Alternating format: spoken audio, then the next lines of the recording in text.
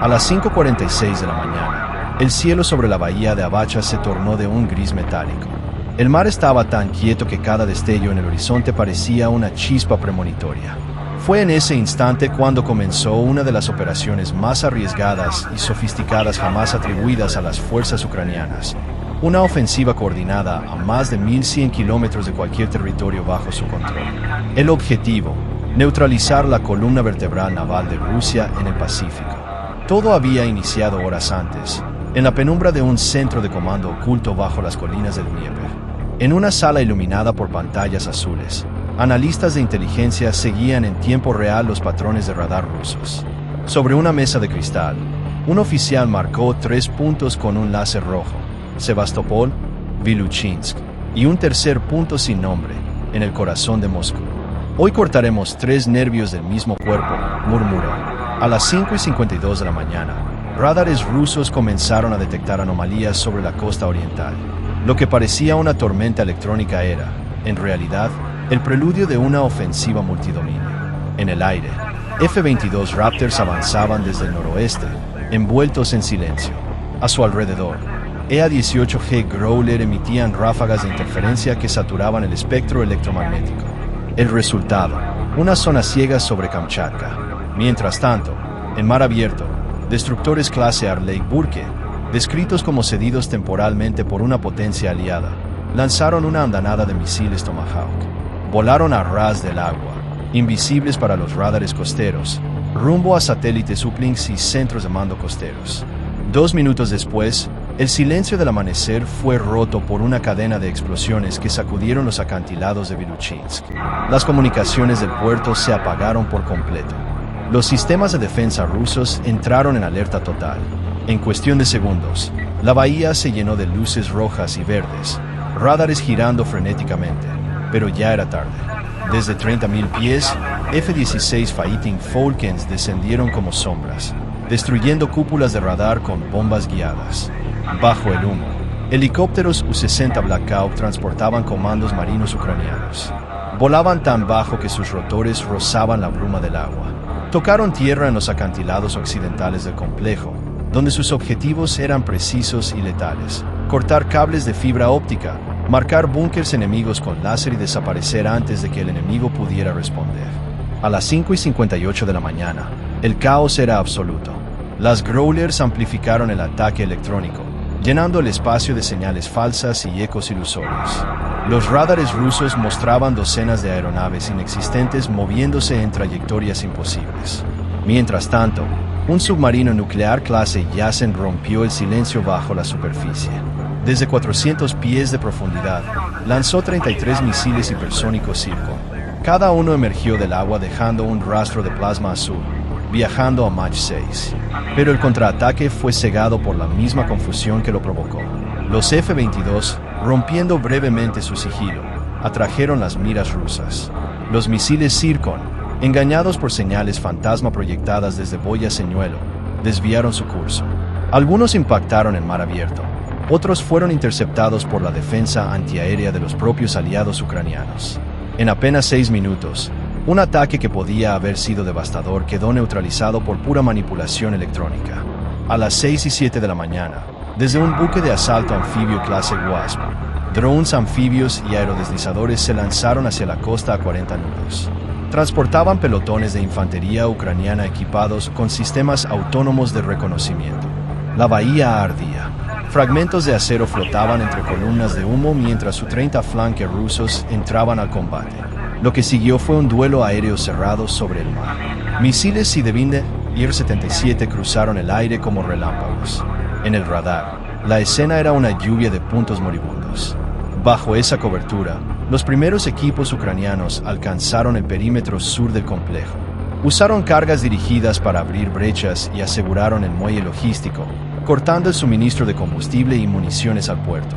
Para el amanecer, la base naval estaba en llamas, con múltiples estructuras colapsadas. Los satélites ucranianos, orbitando en silencio, transmitían imágenes térmicas en directo. Cada explosión, cada movimiento, cada sombra. Pero mientras el oriente ardía, una segunda fase se desarrollaba en el corazón de Rusia. A las 4:16 de la mañana hora de Moscú, una oleada de drones se abalanzó sobre el cuartel general del GRU, el centro nervioso de la inteligencia militar rusa. Decenas de vehículos aéreos no tripulados, acompañados por pequeños robots terrestres, atacaron desde diferentes direcciones. La defensa se vio superada. Drones lanzaron microbombas sobre torres de vigilancia mientras motociclistas armados irrumpían por las brechas.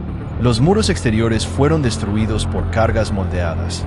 Detrás de ellos, tanques T-72 avanzaron con precisión quirúrgica, disparando sobre puntos fortificados. Los combates dentro del complejo fueron brutales. Spetsnaz intentó contraatacar desde túneles subterráneos, pero las comunicaciones estaban bloqueadas por la interferencia ucraniana. Los pasillos se llenaron de fuego y metralla. Drones del tamaño de una mano volaban entre las columnas, detonando cargas dirigidas en pleno contacto visual. El objetivo no era tomar el edificio, sino aniquilar su capacidad operativa.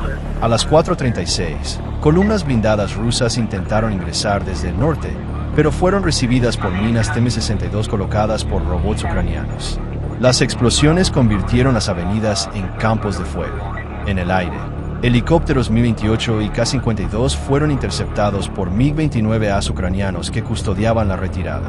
Para cuando el sol apareció sobre el Kremlin, el GRU estaba en ruinas, envuelto en humo negro y llamas.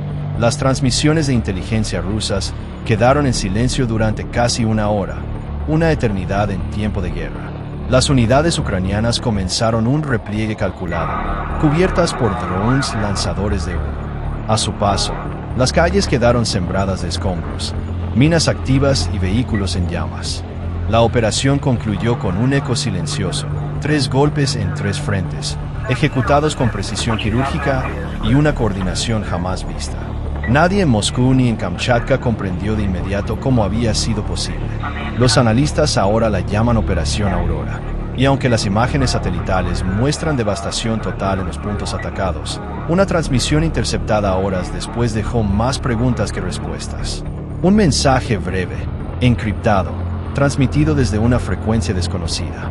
Fase 1 completada. Los nodos están ciegos. Inicia la convergencia.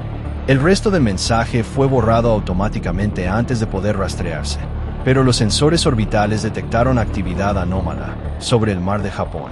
Y allí, en las profundidades donde las sombras se mezclan con el frío metal del océano, parece que la verdadera ofensiva apenas comienza. El mar de Japón amanecía cubierto por una neblina densa, pero bajo esa calma aparente, el agua escondía un enjambre de movimientos invisibles. Desde las profundidades, ecos metálicos se repetían como un pulso eléctrico. Eran las firmas acústicas de al menos 4 submarinos en maniobra silenciosa. Uno de ellos, según registros de inteligencia filtrados, no pertenecía a Rusia, ni oficialmente a Ucrania. Horas después del ataque coordinado sobre Viluchinsk y Moscú, los sistemas rusos del Pacífico entraron en un estado de alarma que se extendió como una cadena reactiva. La flota del Pacífico inició su protocolo Vostok 7, cierre total de comunicaciones externas, activación de radares de ultrafrecuencia y despliegue de cazas Su-35S desde Vladivostok. Sin embargo, los sistemas aún estaban ciegos. La red satelital rusa Rodnik mostraba interferencias continuas. Los analistas de Kremlin sospechaban que la interferencia no provenía del espacio, sino desde una fuente subacuática. A las 2:14 de la tarde, un sonar de la fragata Marsal Saposnikov detectó múltiples objetos ascendiendo desde el fondo marino, a unas 50 millas al este de Itulú. Los operadores creyeron que eran minas o restos de drones hundidos, pero segundos después, el radar infrarrojo confirmó el ascenso sincronizado de 6 drones anfibios autónomos. No llevaban insignias, no transmitían señales, y flotaban en formación perfecta.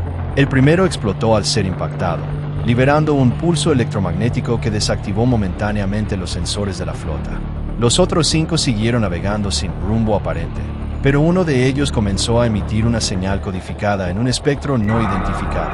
Horas más tarde, esa señal sería reconocida como un patrón similar al que había cerrado las comunicaciones en Kamchatka durante la Operación Aurora.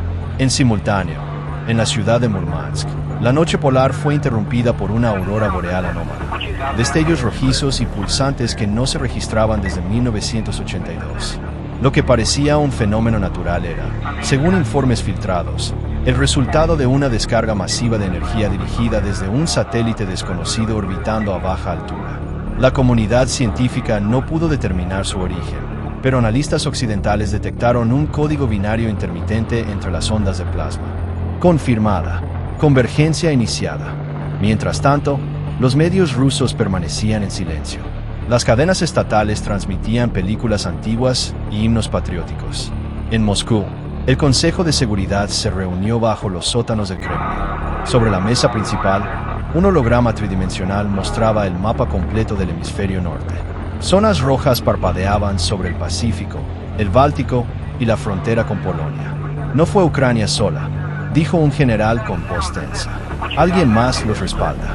Alguien que está probando nuestro límite orbital. A las 18:27, imágenes satelitales de Estados Unidos captaron un patrón inusual sobre el mar de Ojotsk. 3 líneas de luz azul avanzando en espiral hacia el norte. Algunos analistas pensaron que se trataba de trazas químicas, otros de una falla óptica. Pero horas más tarde, radares japoneses confirmaron la presencia de vehículos hipersónicos no identificados, viajando a Mach 8 rumbo al Círculo Polar. El destino, la base ártica de Severomorsk. El ataque comenzó sin advertencia. A las 19:03, un proyectil atravesó la capa de hielo con una precisión milimétrica. No hubo explosión convencional. Lo que siguió fue un colapso electromagnético total. Radares, torres de vigilancia, sistemas de comunicación y defensa aérea quedaron inoperativos en un radio de 80 kilómetros. El fenómeno fue descrito como una decapitación digital. Durante 8 minutos, Rusia perdió contacto con todo su comando norte.